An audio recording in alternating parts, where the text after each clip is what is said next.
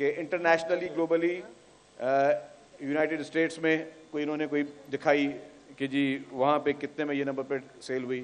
फिर ये जो नंबर 1 है वो उन्होंने यूएई का जिक्र किया कि $14 million which is equivalent to 3.8 billion rupees, उसमें ये नंबर जो है वो गया है।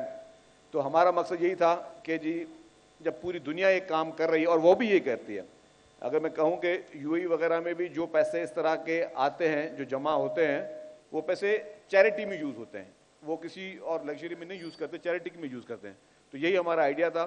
एंड देन डेफिनेटली ये आइडिया हम लेके गए कैबिनेट में चीफ मिनिस्टर साहब और कैबिनेट के मेंबर्स ने, उनका मैं बहुत ज़्यादा शुक्रगुजार हूँ कि दे अप्रिशिएट दिस आइडिया।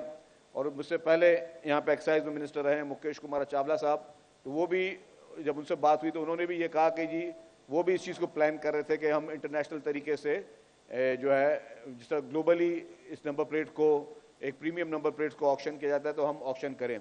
तो मुकेश साहब की ही उस विजन को आगे लेते हुए और फिर क्योंकि अभी नोबेल कॉज भी सामने आ गया, हम इस चीज़ को सामने लेकर आए हैं। और जिस तरह उन्होंने बताया कि डेफिनेटली हम चाहेंगे कि ज़्यादा से ज़्यादा बिड लगें, लेकिन जो भी सक्सेसफुल बिडर हो, जब वो बिड लगाए वो एक चीज़ ज़रूर सोचे कि सिर्फ वो अपनी इस प्लेट को एज ए लग्जरी नहीं ले रहा, ये इसको एज ए एसेट भी ले रहा है। जिस तरह खालिद साहब ने भी बात की कि ये आपका एक एसेट भी है जिसकी वैल्यू बढ़ती रहेगी। जिस तरह लोग इन्वेस्टमेंट करते हैं, रियल एस्टेट में लोग इन्वेस्टमेंट करते हैं, गोल्ड में करते हैं, किसी और कमोडिटी में करते हैं, इसी तरीके से ये भी आपका एसेट है। मैं आपको एक छोटा सा मिसाल दूंगा।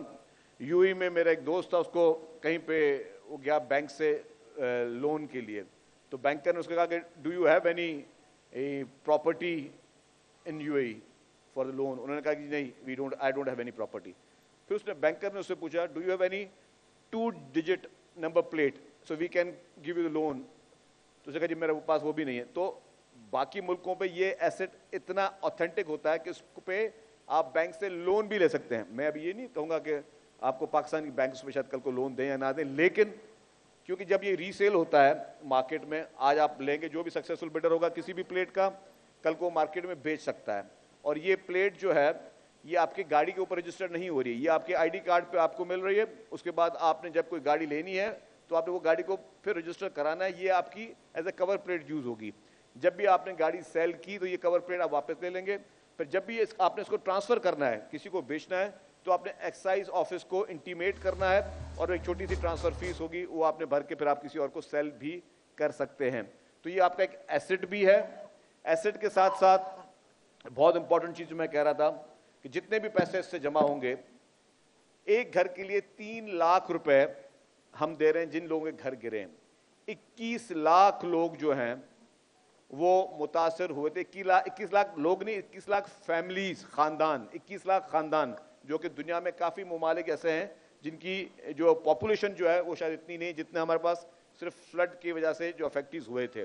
और जब ये पूरी चीजें हुई तो उस वक्त चेयरमैन पाकिस्तान पीपल्स पार्टी बिलावल भुट्टो जरदारी साहब एंड वो फॉरेन मिनिस्टर भी थे, उन्होंने चीफ मिनिस्टर सैयद मुराद अली शाह साहब से कहा कि जी हमें कुछ भी करके लोगों को घर बना के देने। और मुराद अली शाह साहब ये काफ़ी दफ़ा बताते भी हैं कि जब मुझे उन्होंने कहा तो मैंने समझा कि यार इट इज़ नॉट पॉसिबल, शायद सरासरी लीडरशिप कभी कहती है तो कह रहे हैं।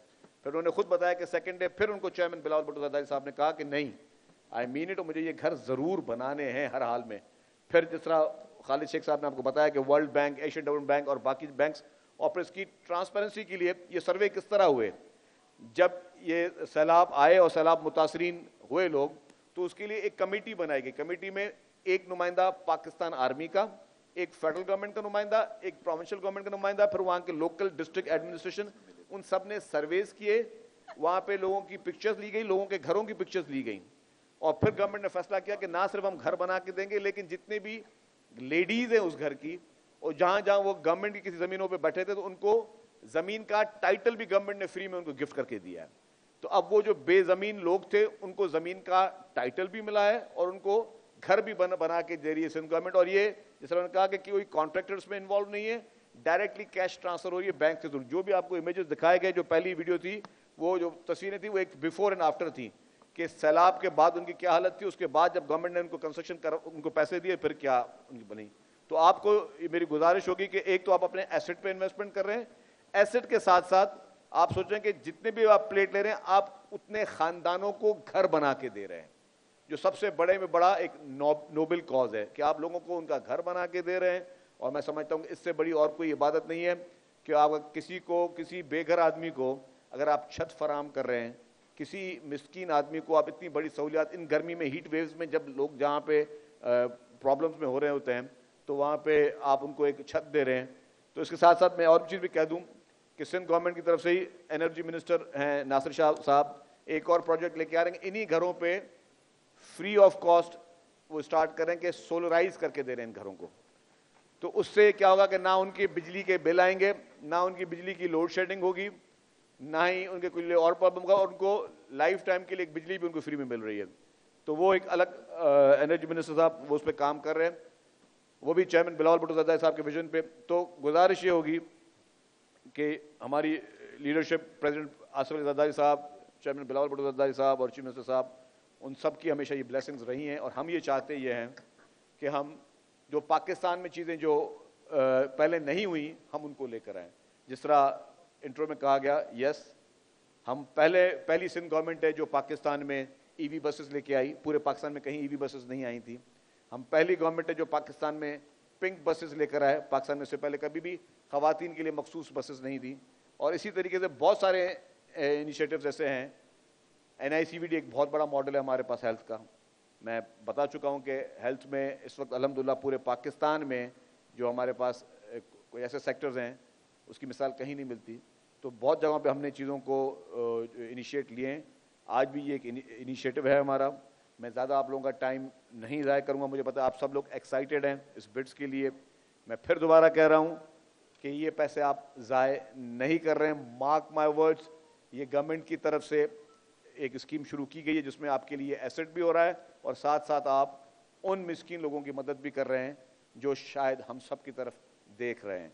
Wish you best of luck, all the best. Pakistan जिंदाबाद।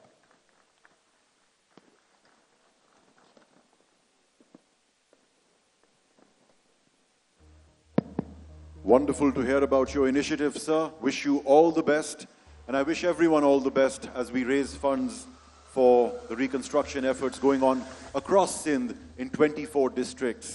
Ladies and gentlemen, we're now building up towards the event that's brought all of us here together, the auction for these premium number plates. And our sponsors are? They are NRTC, National Radio TV Communities, Toyota, as well as Shanzil Opus. Thank you very much to our sponsors for sponsoring us in this wonderful effort. And now, ladies and gentlemen, let me explain some of the mechanics of tonight's auction. This is a very special occasion.